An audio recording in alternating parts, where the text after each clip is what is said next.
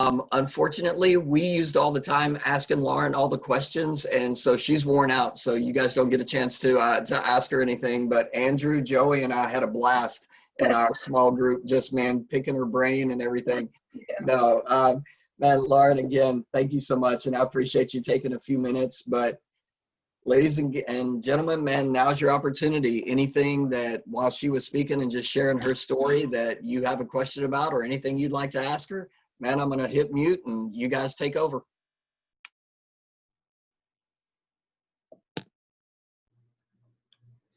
I'll ask a question.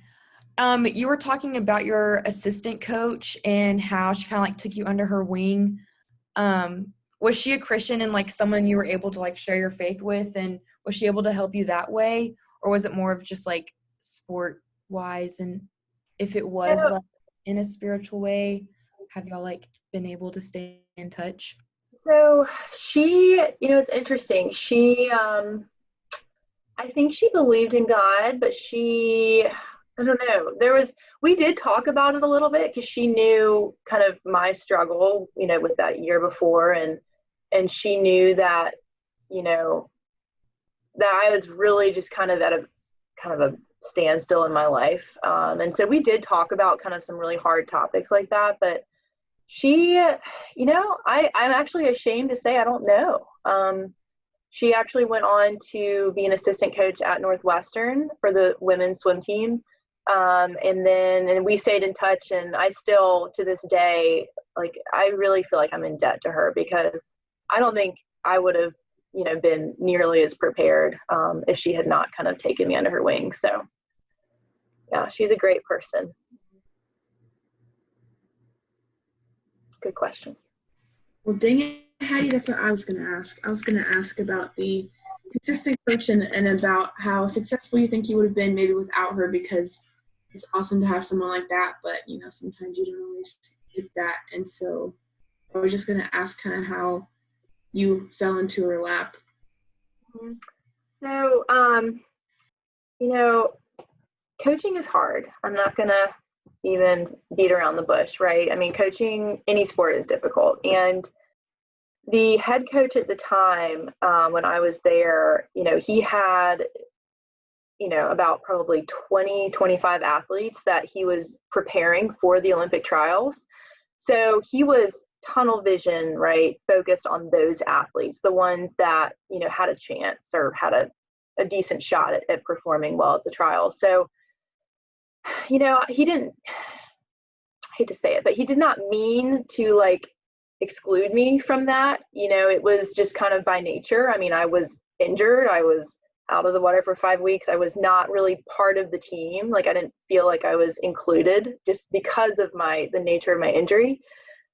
So because of that kind of exclusion, Coach Anna kind of came and she knew that I was still hungry, and she knew that I still had this passion and this drive to heal and to get better. And so she took me under her wing, and we just started like foundation, like swimming. I mean, from like zero, and she just stuck with me, and we had our own private little practices, like I mentioned. And it just, I don't think it would have turned out. I mean, I think it would have, I think I still would have swam well, but not having that, personalized attention when I really needed it the most. I don't know. I think that was kind of part of the whole equation. So. I have a question. It's not on a super deep level, but how many days or how long did y'all have between races on your trials? So, let's see if I can remember. I think the way that it was structured then was, so you would swim. So like my first race was a preliminary race that was in the morning on one day. And then I would have a full, basically, day and a half before I swam again. So I would swim the next day, or I guess it was like a day, basically. I would swim the next day, but that evening, so that night, I would swim the next race, which is semifinals. And then same with the finals. Actually, the finals, I think, was actually like 2 days after. So they like really tried to kind of space it out. So it worked out because I needed like all the help I could get. So Yeah, I gave you some good recovery time. yeah, Good. yeah, definitely. I have a question. Yes. So whenever you were in the trials and you made it to the Olympics, were any of your teammates like jealous or anything like that, or were they all like just super excited for you? It's interesting. From what I could tell, none of my female teammates were jealous. They were all like so excited and so supportive, and they knew like how much that year had sucked for me. But there was this one guy, I'm not going to say his name because Andrew probably might know who he is, but there was this one guy that just, I think he was jealous because he had been trying to make the Olympic team since 2008, and he was maybe 4 years older than I was. So he was a post grad at that point, but he still swam for UVA. Like we still, I think, overlapped maybe like 1 year or something.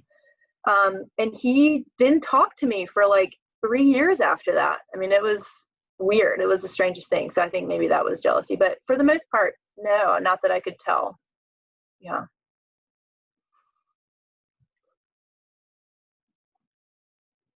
What did you The kind deal with pressure before swim meets, especially in the Olympics? You said how did I deal with pressure?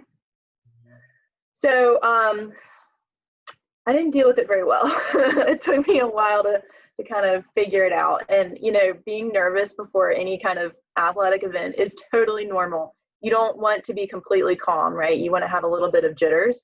So I worked on a few different things. Like I would, I kind of had my like race plan. I would, warm up beforehand, and then I would kind of go to a quiet place with some music and just kind of zone out, and I would pray and just like kind of mentally, spiritually, physically kind of prepare myself for that. And I think what really helped me throughout all of those, competitions was I would always pre-race, prior to the race starting, I would always say a prayer, and I would say, "For your glory, God." And I always would just kind of throw it out there and say, whatever happens in this race is for your glory. And, it's not for me. I don't want any of the publicity or the, accolades. It's for you. And so I would put that out there and just kind of just have fun with it and just see what happens. So it almost, when you do that, do that before an event or a race or whatever, you are kind of taking the pressure off of yourself, right? So it actually kind of like minimizes the pressure that you really put on yourself. So that was kind of my strategy. Simple and not super intellectual, but that's what I did. Yeah, that's really good.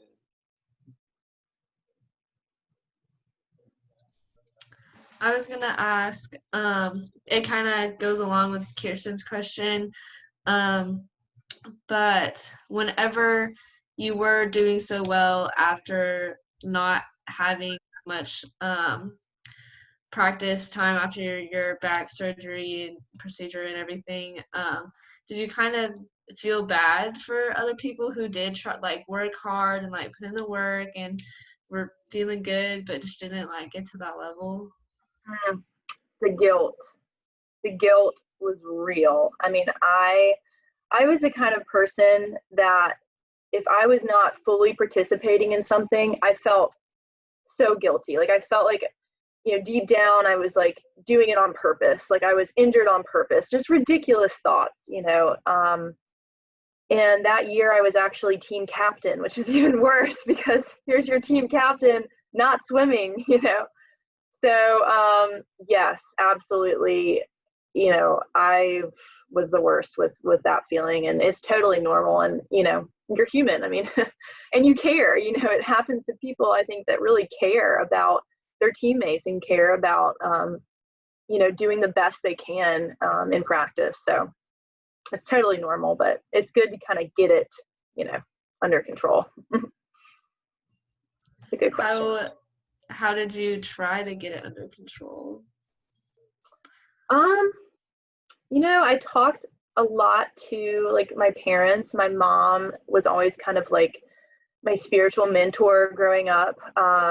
and she really just kind of helped kind of just talk sense into my brain, you know. And so it's good to have somebody that, you know, understands you and understands the way that you process things and the way that you think and understands your heart. And then when you go to that person, they can tell you, you know, you're being ridiculous, or, you know, it's not as you perceive it to be, and they can kind of level you out a little bit. So I think that's typically, you know, how I handled a lot of my difficult experiences, and I still do today. I still call her all the time, so it's totally normal.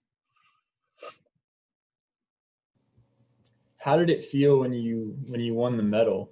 I mean, like, no, I was telling Robert, I totally skipped over the whole Olympic experience. I realized after I stopped talking, I was like, I think I missed something important.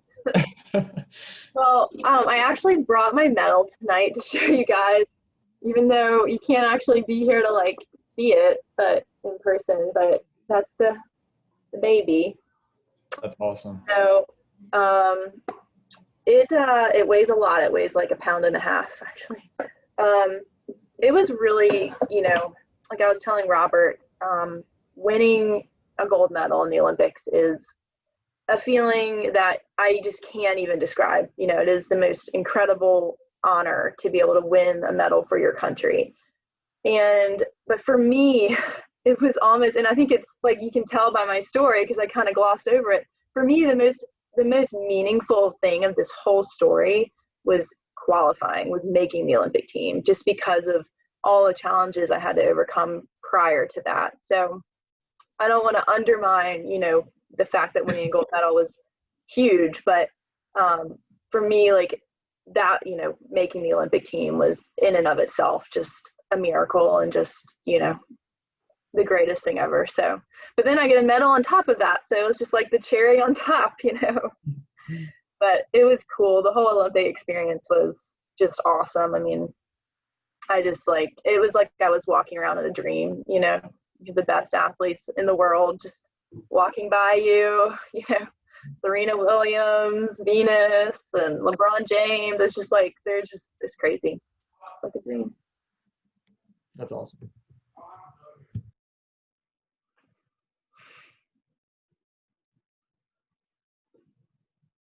Y'all are asking some great questions.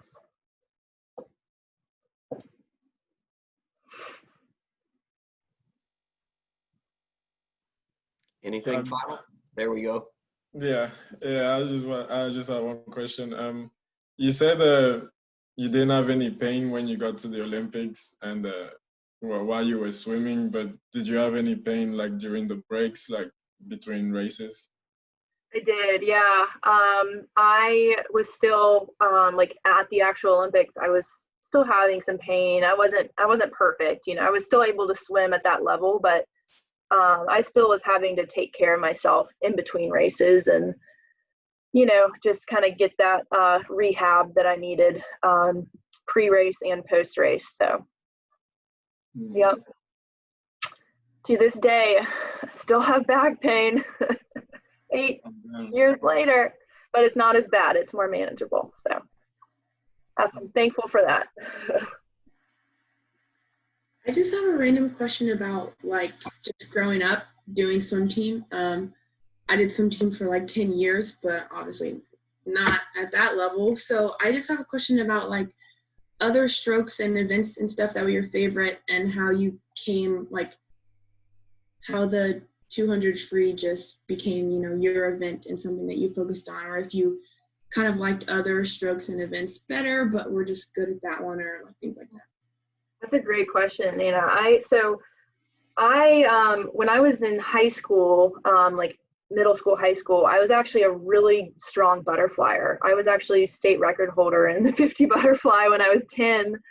So that was like my best stroke, and freestyle was kind of a second best. It wasn't, you know, I wasn't really strong in it. But then when I got into high school, I started having shoulder pain.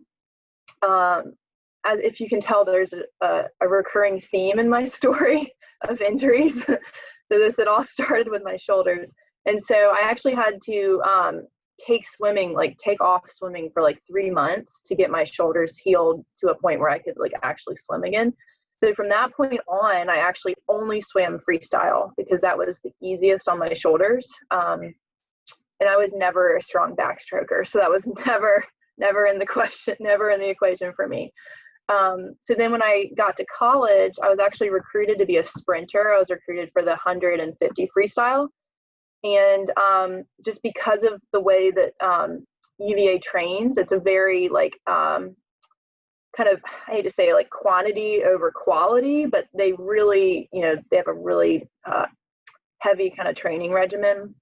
I was training too much. I was training more than a sprinter should. So because of that, my 200 freestyle started to develop, and that actually became my best event. Kind of my sophomore year, it really started to click. So it ended up being, a blessing in disguise, but I also got a lot of injuries from the overtraining. So. Mm-hmm. So is that the only event that you competed in the trials and that you had your mind set on, or did you also like want to compete in like the 50 or 100? Yeah, good question. So I qualified for the Olympic trials in the 200 free, 100 free, 50 free, and I think the 400 free, but I ended up not in 2008, I also made the Olympic trials and I swam the 400 free, but 2012, I just did those 3 events. So the 200 free, thankfully, was actually the first event that I swam at trials. So like my full energy was devoted to that one race, which was my best race. So after that, I think just from like the emotion and like, all of the like crazy excitement and everything, my other events that I swam the rest of that week were horrible. I mean, I did not swim well in the 100 or the 50. So I was hopeful, I wanted to maybe make the 100 free as well, but it's a little, more difficult to make it in the sprint events. So that's cool. Yeah, good questions.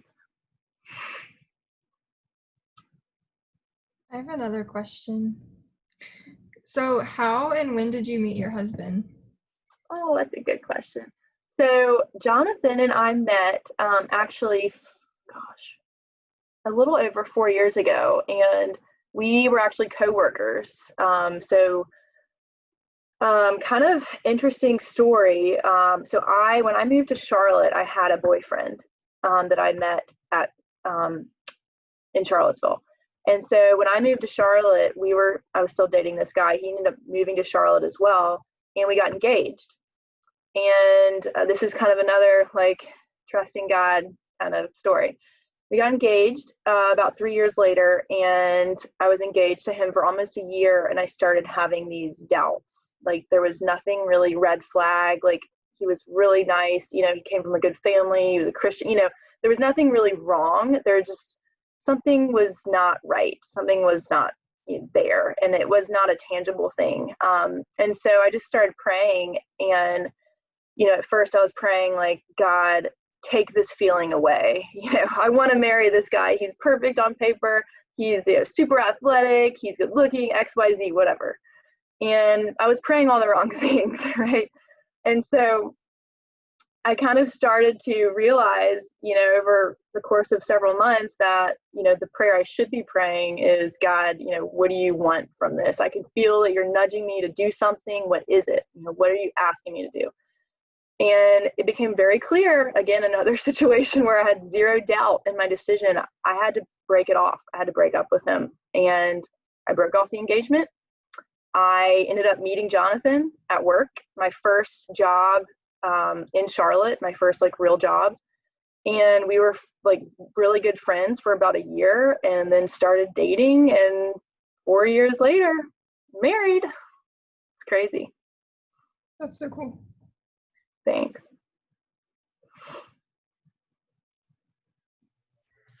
After you decided to retire from swimming, was it hard for you to kind of get used to life without swimming? It was, yeah. Robert, our group was talking a little bit about it. That kind of comes back to the identity crisis that athletes have when they stop swimming. And if you are stop whatever the sport they're doing.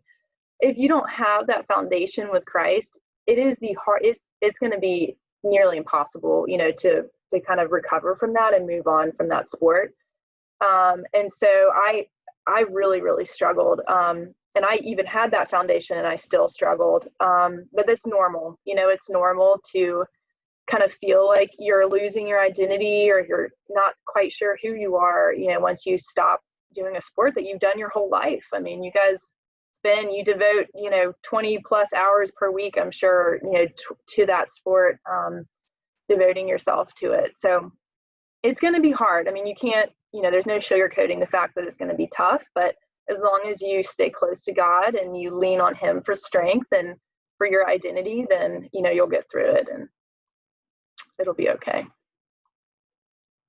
I was telling Robert, we're talking, so my, and I think Josh actually had like a similar kind of comment that he made to Robert earlier, but one of my pastors here in Charlotte said something that really just kind of clicked, you know, in my heart. He said, and he understands sports. He played at UNC. He was on the basketball team back when they were, you know, when Michael Jordan was there, and his son is a really good swimmer. And sorry, my cat just came like sprinting in here. Anyway, so he said, what he said was, you know, you're not a swimmer that is a Christian. You're a Christian that swims, or you are a Christian that plays soccer. You're not a soccer player that's a Christian, you know, so you kind of just switch it. And when that clicks in your mind that your priority should be Christ and that is your foundation, then everything else is going to come, you know, fall into place. Yeah, it was kind of like deja vu when she said that. I was like, we just heard that. So Josh was on the right track and everything. So Lauren, thank you so much. I think the biggest thing, or one of the things that hits me, is the fact that just what an incredible reminder it is of what a platform sport can be for us to live, you know, the Christian life that God's given us to live. And whether that's in it right now or even as a post-athlete, that's what's amazing to me, that God is still giving you a platform to share your story. And really, that's just our whole thing, is just simply to share our story. We don't have to try to convince anybody. Just simply let them know, man, this is what God has done and what God is doing in my life. And I guarantee you, he wants to do the same in yours. So, man, thank you so much. Josh is actually going to pray us out. And, man, we just truly wish God's blessing on you. I can guarantee you from this, he will begin to open up some FCA opportunities.